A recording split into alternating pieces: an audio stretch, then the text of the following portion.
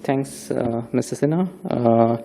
And I'd like to thank GIZ and USAID and Energy Nautics for the conference. It's really good to participate in this. So I actually represent Lapinata University of Technology, which is based in Finland. And what we've been doing there is we've been doing global modeling, and we have a model where we try to sort of model scenarios for the power sector. And we're also trying to integrate other sectors into this. And we've been doing recently some results for the SAARC region, and especially in India. So during some of our research, we found that the sort of prospects for PV prosumers is really interesting, and we sort of wanted to delve more into this, and that's how we sort of came up with this idea. So the whole idea was to kind of see what the effects that prosumers can bring for a long-term kind of 100% renewable energy scenario for India. So this is kind of a structure. Yeah, I think I'll just briefly go through this because there's been a lot of presentations yesterday, and also basically talking about the whole solar story in India. I mean, the government's always been showing a lot of ambition, and they've been announcing a lot of massive targets. And I think solar is definitely the key resource right now, and the kind of attention it's getting is kind of really exciting. I'll sort of briefly give you a sort of idea about what we did to sort of construct the whole prosumer model. Like most of you must already know, prosumers from a very generic point of view is that they are consumers who can also then produce electricity and supply back into the grid. And especially in Europe and in Australia, they've been playing quite a key role. And the percentages of prosumers there have been increasing. So I think what we did for India was we basically tried to build two scenarios. Because we also sort of observed that the recent announcements from the government of sort of aggressively pushing for electric vehicles and the impact that could have. So we tried to build two scenarios where one, we would sort of just go for PV and the rooftop PV systems with lithium-ion batteries as a storage option, and then also with along with that an electric vehicle that would sort of help in playing a secondary storage unit.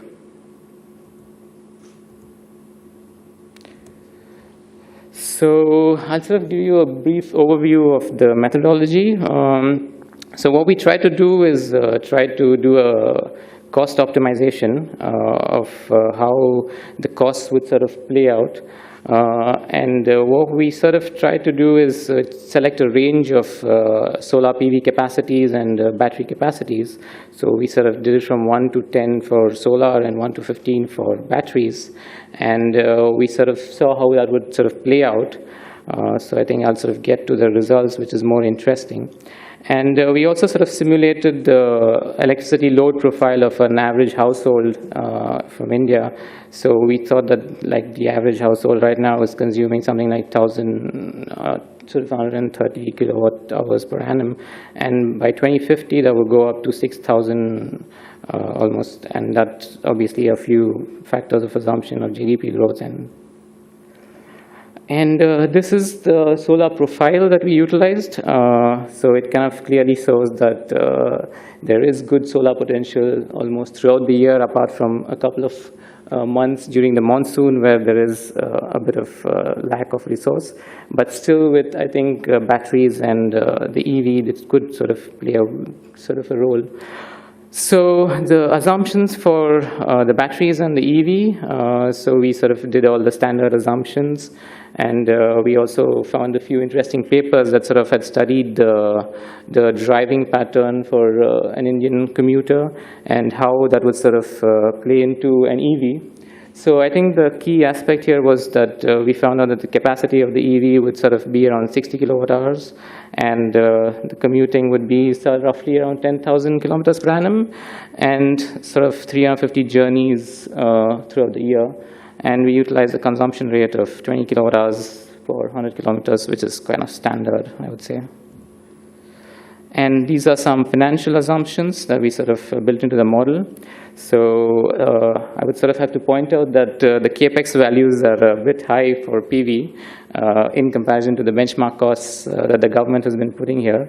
So even with a sort of a conservative cost assumption, I think the results were really kind of interesting. And also another pointing out the point factor is that the grid electricity prices in India are actually still quite low compared to a lot of other developed nations. So I think that's also a key factor. So I think I'd like to sort of briefly tell you about the results that we ended up with. So initially we did see that having a PV system and a battery is really not going to help a lot. So we saw that even up to 2020, it's really not going to play a sort of an important role. But beyond 2020, it started sort of becoming more economically feasible for actually consumers to have a PV system along with a battery. So what it sort of kind of pointed out was that if you don't have a PV and a battery system, you're actually going to lose money. So this was like the optimal configurations. So we saw that in 2030, a 2 kilowatt system with a battery of 3 kilowatts would actually give you the least cost option. And so on, it was at 2050 up to 6 kilowatts of solar and 10 kilowatts of battery. And this was a scenario for with the electric vehicle being considered. Obviously, the demand was a bit higher, and then we saw the same trend. And after 2020, it becomes more cost-effective for the consumer to actually go for a PV system with a battery. And actually, the system sizes increased a bit, and the optimal sizing came up to 4 kilowatts of solar and around 8 kilowatts of battery. And in 2050, around 10 kilowatts of solar with 12 kilowatts of battery capacity.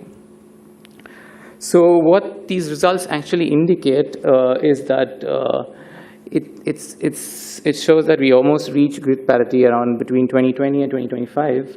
The sort of dotted lines show the costs without having any PV or battery systems. And the lines which are without dots are the lines for the costs for having the PV system. So you kind of see the kind of savings that can be achieved up to 2050. So I think it sort of becomes a no-brainer that if you do not have a PV system and a battery, you'll actually end up paying more for your electricity bills. So I think this is what we sort of found from this study. And this is just some bit of more from a technical point of view. I think we observed the self-consumption rates and the demand cover rate. So the self-consumption rate is nothing but how much of the PV would be actually consumed by the prosumer and how much would be fed back into the grid. And we actually assumed a very low incentive for feeding back into the grid. So we assumed that 2 cents per kilowatt hour just to be more realistic. But I think if the incentives are much more, then probably the infusion rate of the PV will increase. But nevertheless, we did observe that the self-consumption rate sort of stays around 50 to 70%, and the demand cover rate sort of increases once they become cost competitive. So once the PV and solar start becoming cost competitive, then most of the demand is covered by them. And this is basically like the electricity profile. And I think as our previous speaker was suggesting that we have a lot of peak loads, and generally the peaks, at least in Delhi and most of the cities, are during summer. We thought let's look at a summer week and try to get a snapshot of how the battery and the PV would be reacting. So we could see that from 2015 onwards to 2030 and 2050, the sort of withdrawal from the grid actually completely diminishes. So the solar and the battery is almost enough to meet the whole need for the consumer. So in a sense, it becomes more cost effective to have a battery and a PV system. So this is how it would probably look in summer. And this is what we observed when we infused the EV into the system. So the snapshot for a week in summer when you also have an electric vehicle. So the two areas with the red and purple are kind of the weekends, where we assume that the EV would also be for a few hours at the home, and it could be sort of recharged by the PV generation that's happening. So we kind of saw that by 2030, the sort of demand and also most of the demand is met by PV and batteries. And by 2050, yeah, almost there's no real electricity at all. So I'll sort of summarize it very quickly. Well, the kind of results that we got clearly indicated that PV prosumers can definitely benefit a lot by actually trying to increase their self-consumption. And I think once it becomes cost-effective, and with exactly the declining prices of solar PV and also batteries that we've been observing, it's only a matter of time that people start putting up solar panels and batteries to meet their demand. And even with the costs that we sort of assumed being more conservative, we saw that the grid parity is somewhere between 2020 and 2025. But I think with more aggressive pricing, or the pricing that the government is actually coming out with the benchmark costs being quite low, if we take those costs into account, maybe we would probably see the grid parity happening before 2020. And I think this kind of indicates definitely a way forward for policymakers to start thinking more seriously on prosumers and the value that they can actually bring, because they've definitely been making all these announcements and the big announcements of going all electric by 2030, which sounds very ambitious. But I think without having a sort of a policy layout for PV prosumers and the role that they can play, I think it's going to be difficult to meet the need of the additional need of the electric vehicles that will be brought in. So with that, I think I'd like to thank you, everybody. And we'd also like to thank the Finnish funding agency, actually, who funded our work. And we're also going to put up the paper on ResearchGate, and I think the paper is also going to be available on the forum here. So that's pretty much it. Thanks a lot. Thank you, Manish, for a very interesting presentation as to how we can combine PV, typically rooftop solar, along with electric vehicle charging, and how it can sustain and meet each other's requirement. And I think as a concept, it's very good. How do we put it and implement it on ground and see what are the challenges? I think that would be a very, very interesting project to implement. So any questions if you have?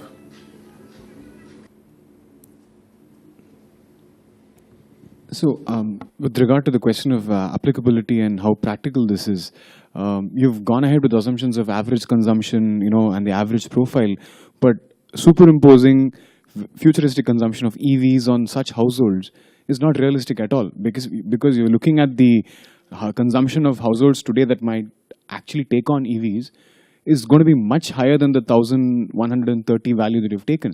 And if you look at the rooftop area that's perhaps available on those households, right, given that they're living in dense urban clusters, is probably not going to be sufficient to actually cover the cost of, or rather the requirements of electricity as per your model, because it's on the lower side. You've assumed sort of like a more population average. And the second point is that you talked about grid tariffs in India being lower, and that's precisely one of the problems that has to be addressed. So I'm not sure whether the parity argument by 2020 will come through, because if any rationalization of tariff happens, and and industrial commercial tariffs reflect the cost of supply that's actually due to them, right, you will find that grid tariffs for residential consumers are going to be much higher. Right, so solar is obviously going to be on a significant back foot the moment your grid tariffs become higher as well. So in some sense, it's that helps your case, but I think that might have to be figured in a better way in your analysis to understand when the charging will actually go and when it will not, and perhaps looking at what is the requirement on sprucing up grid infrastructure in sort of smaller pockets. And I think there have been multiple presentations through the conference on that. But trying to investigate how that is for typical areas that might adopt it might maybe add more practical value to the analysis itself. Thank you. Okay, so yeah, definitely, it's a good point that you made. There's definitely the urban clusters are quite dense, And I think what we tried to do was first try to take a snapshot of the whole country. And because this was more of a concept, so we thought, let's first try it out and see how the results play out. And I think the way forward for us is obviously to get into more sort of a regional analysis, and then probably also get into a city and see how it can play out.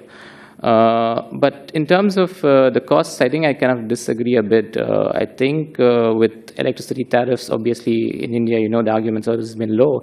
But if you sort of rationalize them and the tariffs go up, then it's definitely a no-brainer to put up a solar system. I think with the interesting point that sort of came out with the results is that the fact that you also mentioned that the demand profile and the EV. So we did play in the EV driving pattern and the profile of charging and discharging into the actual load profile of the consumer.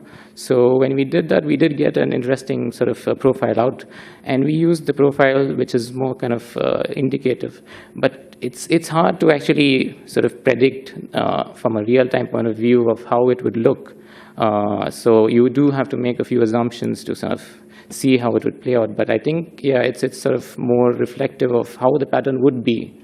At least there are a few papers in terms of how the driving pattern has been, and probably that would not change when the EVs come in. So assuming that, you would know the demand pattern according to that.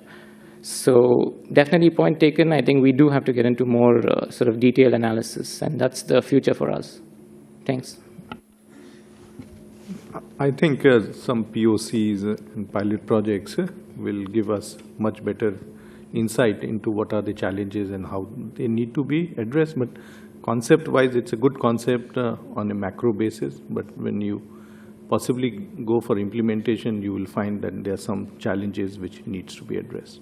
So thank you once again, Manish, for excellent presentation.